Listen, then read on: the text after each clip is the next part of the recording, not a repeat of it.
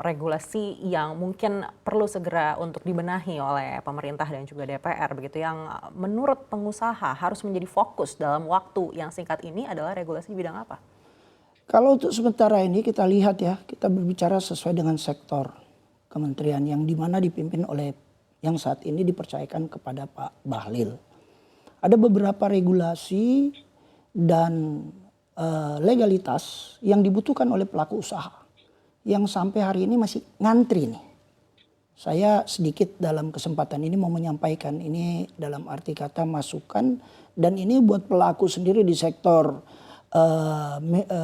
pertambangan mineral dan batu bara. Ini bukanlah satu hal yang sudah jadi berita seluruh di pengusaha, di mana ada beberapa legalitas yang dinantikan oleh pelaku usaha yang kita berharap di sisa waktu ini semua bisa teratasi. Nah, ini yang kebutuhan daripada dunia usaha seperti RKB yang sampai hari ini masih banyak, baik di mineral dan batu bara, yang mungkin ya kami positifnya menunggu antrian lah.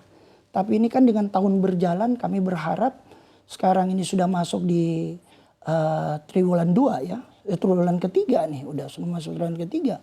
Nah, ini yang kita harapkan supaya jangan ada hal-hal yang menjadi kebutuhan dunia usaha. Ya kalau memang semua sudah sesuai dengan prosedur, saya pikir tidak ada bimbangnya daripada kementerian terkait pemberian teknis untuk legalitas apa yang dibutuhkan dunia usaha untuk dapat didapatkan oleh pelaku usaha tersebut. Nah itu ya, kalau dari sisi investasi, Kementerian Investasi saya pikir sudah yang diletakkan oleh Pak Bahlil. Kebetulan saya mengikuti kemarin pada saat serah terima, saya pikir semua sudah hampir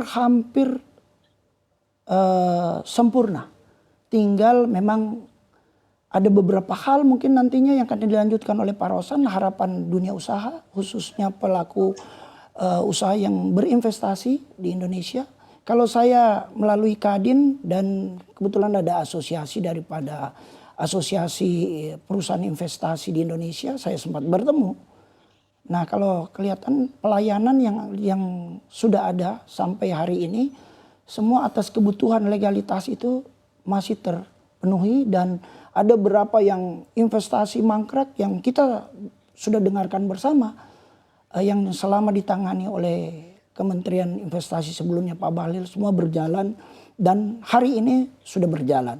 Nah, apa yang kita harapkan kepada Menteri Investasi ke depannya, saya pikir tidak terlalu berat tugasnya, karena tinggal melanjutkan saja seperti apa disampaikan Pak Rosan. Saya melanjutkan apa yang terbaik, apa yang masih kurang kita sempurnakan. Nah seperti itu. Kalau dari dunia usaha yang melihatnya harapannya ya kita bagaimana ada kepastian, itu aja. Tapi kalau saya mau menyatakan sampai hari ini, kepastian regulasi di sektor investasi baik di pertambangan sebenarnya sudah jelas. Tinggal kita masalahnya di waktu.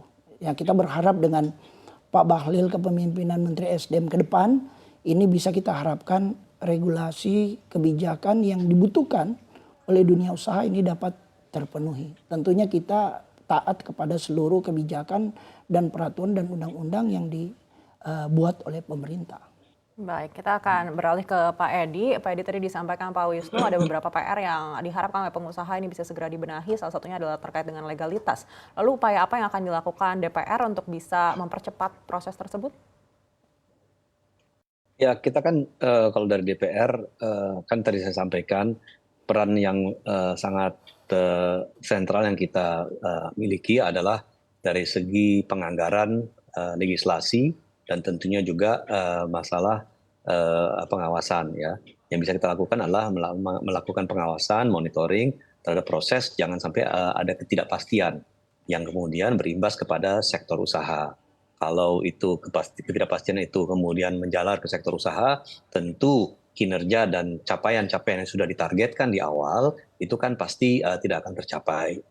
Sementara kita banyak sekali yang ingin kita lakukan. Satu, kita ingin meningkatkan produktivitas tadi di sektor tadi yang saya sampaikan, di sektor migas, kemudian juga di sektor energi terbarukan, di sektor kelistrikan, proses transisi energi yang harus dilaksanakan, termasuk juga di sektor minerba, ya di mana kita ingin meningkatkan proses hilirisasi yang terjadi di sektor pertambangan saat ini. Nah ini yang saya kira perlu kita targetkan untuk betul-betul bisa berjalan on the right track dan bisa on the fast track, jadi bisa cepat juga dilaksanakannya. Nah, di samping itu kita juga tentu harus melakukan pembenahan ya, dan ini adalah PR yang juga kita tetap akan titipkan nanti bersama-sama dengan Pak Bahlil agar pemberian subsidi itu bisa lebih tepat sasaran. Saat ini pemberian subsidi itu boleh dikatakan banyak yang masih mubazir karena tidak tepat sasaran. Nah, ini yang mungkin perlu kita juga benahi bersama-sama. Tetapi kembali lagi ke aspek kepastian, saya kira kita memiliki fungsi untuk melakukan pengawasan, termasuk juga dalam rangka untuk memberikan kepastian usaha, ya ini undang-undang, termasuk kebijakan energi nasional yang kita rancang, RPP Ken ini termasuk undang-undang energi terbarukan itu, kelak akan memberikan kepastian yang lebih kuat lagi bagi sektor dunia usaha untuk bisa menjalankan kegiatan-kegiatannya berdasarkan apa yang sudah kita nanti akan berikan, kita ketok palunya dalam aspek perundangan maupun kebijakan energi nasional ke depannya. Baik, bicara hilirisasi, ini erat kaitannya dengan smelter. Apakah menurut Anda, Pak Edi, latar belakang dari Pak Bahlil ini dapat membereskan masalah smelter ini dalam waktu dekat? Saya kira perlu harus ada pembenahan ya. Pertama, kami sudah sampaikan juga berkali-kali bahwa sebaiknya dilakukan moratorium dulu dari aspek pemberian izin smelter. Karena sekarang pemberian izin smelter itu dilakukan melalui 2 pintu. Satu, Kementerian SDM untuk smelter yang memiliki tambang. 2, dari Kementerian Perindustrian terhadap smelter yang tidak memiliki keterikatan dengan tambang, kepemilikan tambang. Nah, sementara yang memiliki data yang lebih komprehensif terkait ketahanan cadangan kita, yaitu Kementerian SDM. Nah, Kementerian Perindustrian mungkin perlu berkoordinasi lebih lanjut lagi dengan Kementerian SDM supaya tidak terjadi pengeluaran izin yang kemudian terlalu masif, yang nanti akan menurunkan ketahanan cadangan kita secara drastis. Dengan kata lain, kan nikel itu kita proses lebih lanjut lagi, hilirisasinya, industrialisasinya, tujuannya salah satu adalah untuk memproduksi baterai. Tetapi kan kita juga perlu tahapan untuk memproduksi baterai itu, termasuk juga penguasaan energinya. Jangan sampai nanti pada saat kita menguasai teknologi untuk memproduksi baterai, kita sudah tidak memiliki cadangan nikel lagi. Karena kita cukup besar memberikan izin untuk produksi dan smelterisasi nikel saat ini. Nah, ini salah satunya. Nah, ini saya kira Pak Bahlil dengan pengalaman beliau sebagai seorang pengusaha ya di sektor real itu juga memiliki pemahaman terhadap hal ini.